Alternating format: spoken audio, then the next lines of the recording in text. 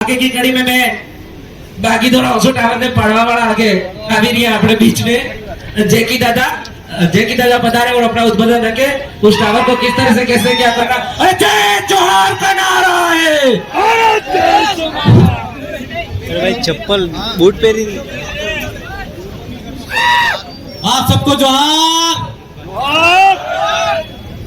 सबसे पहले भारत आदिवासी पार्टी के संसदीय क्षेत्र बांसवाड़ा डूंगरपुर के लोकसभा प्रत्याशी राजकुमार जी रोड का इस बांसवाड़ा धरती पर आगमन पर हम उनका हार्दिक स्वागत अभिनंदन लाख लाख जोहार करते हैं। और हमारे इस मंच पर विराजमान पूर्व के जो हमारे हैं जिन्होंने हमारे समाज की लड़ाई और हमारे हक अधिकार की लड़ाई लड़ी, उनको मैं नमन करता हूं। समय कम है, ज्यादा कुछ नहीं कहने के लिए बोला है, फिर भी मैं आप सब तमाम जनता बांसवाड़ा डूंगरपुर की उनसे दो हाथ जोड़ के अपील करना चाहता हूं कि हमने बागीधरा विधानसभा क्षेत्र के अंदर मात्र 25 दिन के अंदर ओसू टावर इनको देना लाविन बिंदु तो आज इना टावर ने बांसवाड़ा डूंगरपुर ने बे जनता मणि ने पढ़ाना टाइम है पाड़ी दी उनको केम के जी टावर अली पड़ी है ने पाड़ी देव पड़े पासो अगर उबू थे जो तेको घणो खतरनाक टावर है। आज ईडी ने डर थे कि भारतीय जनता पार्टी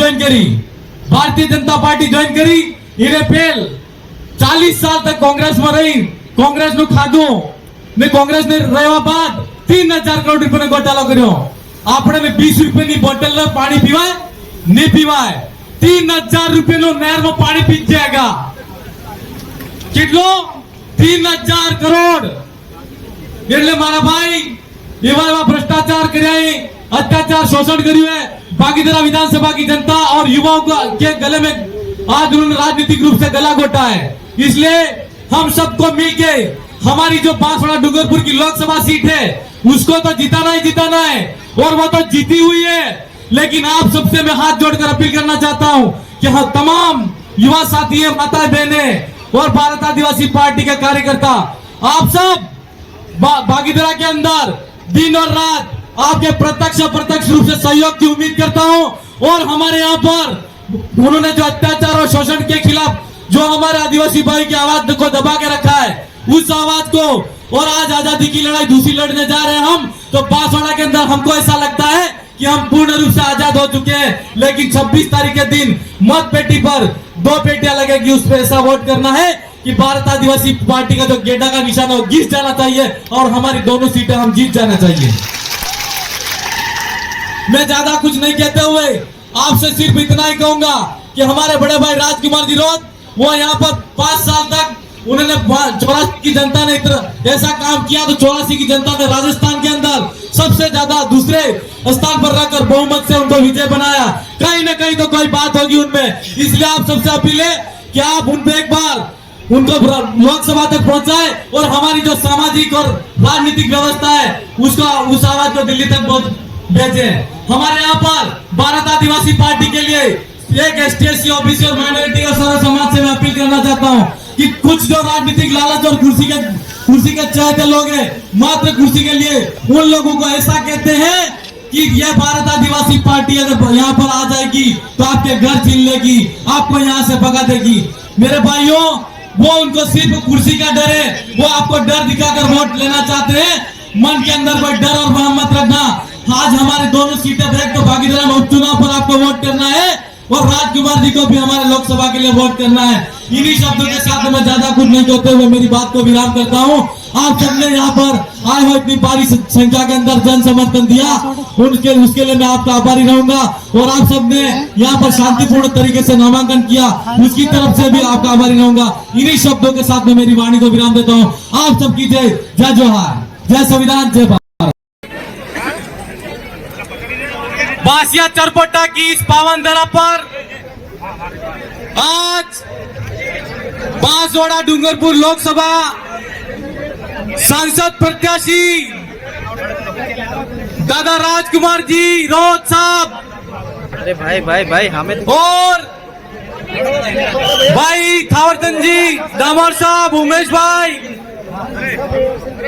और भारत आदिवासी पार्टी के तमाम कार्यकर्ता को बांसवाड़ा की इस तमाम जनता की तरफ से मैं लाख लाख जोहार, स्वागत, अभिनंदन जोहार करता हूं। युवा साथियों, माताओं बहनों, आज हमारा बांसवाड़ा डूंगरपुर की लोकसभा के प्रत्याशी सांसद राजकुमार जी रोध हैं और हमारी बांसवाड़ा डूंगरपुर के युवा साथियों की मांग है कि इस बार भारत आदिवासी पार्टी की तरफ से हमारा एक सांसद, 7 सांसद लड़ रहे, लेकिन बांसवाड़ा डूंगरपुर की जनता की जिम्मेदारी है कि हम उनको जिताकर दिल्ली भेजें। आज मामा बालेश्वर दयाल और तमाम हमारे गुरु गोविंद, उन सब ने जितनी भी कही, उन बातों के अंदर ये बात थी कि अहमदाबाद में हमारी कलम है, दिल्ली में हमारी गादी है, એટલે મારા બાજુ હલકેની વખત આપણે દિલ્હીમાં ગાદી है निवारी है हमारा भाई। आजाड़ा मुकामाते भारतीय जनता पार्टी की सरकार बनी है दिल्ली में और पूरे देश में है। आज हमारा देश का संविधान खतरे में है। मोदी सरकार 400 पार का नारा लगा रही है। 400 पार क्यों चाहिए उनको? लोकसभा के अंदर 273 सांसद पर ही पूरी संसद का कैबिनेट बैठ जाता है, सरकार बन जाती है, तो 400 क्यों चाहिए? वो इसलिए चाहिए मेरे भाई क्योंकि जब 400 पार 75% बहुमत से जो सरकार का गठन होता है तो सामने विपक्ष की भूमिका शून्य हो जाती है। इसलिए वो चाहते हैं कि सरकार शून्य, सामने वाला विपक्ष नहीं होना चाहिए। आज हमारा हसदेव अभ्यारण्य कट गया, स्टैच्यू ऑफ यूनिटी बन गया। आज हम देखते हैं कि ईडी के डर से कांग्रेस के कई नेता भारतीय जनता पार्टी के अंदर शामिल हो रहे हैं। ऐसी सरकार जो ईडी के डर से शामिल करी है सरकार है, लेकिन ईडी के डर से जाने वालों को यह पता नहीं है कि यहाँ पर ईडी का जोर है और ईडी इस बार दिल्ली जाएगी। मैं इस मौके पर आप सबको यह कहना चाहता हूँ कि भारत आदिवासी पार्टी की तरफ से बागीदोरा में मैं उपचुनाव प्रत्याशी हूँ।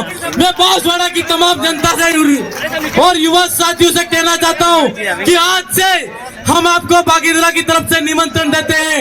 जहाँ जहाँ पर आप प्रत्यक्ष अप्रत्यक्ष रूप से बागीदोरा में पहुंचे और हमको जो जयपुर तक जाने की जो हमारी बागीदोरा की बारी है, कुदरत भी चाहती है कि बागीदोरा विधानसभा में सत्य की जीत होनी चाहिए और ईडी से जाने वाले लोग हैं वो हारने चाहिए। आज मैं ज्यादा कुछ नहीं कहते हुए फिर से मिलेंगे। जय जोहार, धन्यवाद। जय आदिवासी, जय पीर प्रदेश। बहुत धन्यवाद। हमारे बीच में समय नहीं है, वक्त बहुत है, समय का ध्यान रखना है। बीच में जो भी हमारे बीच में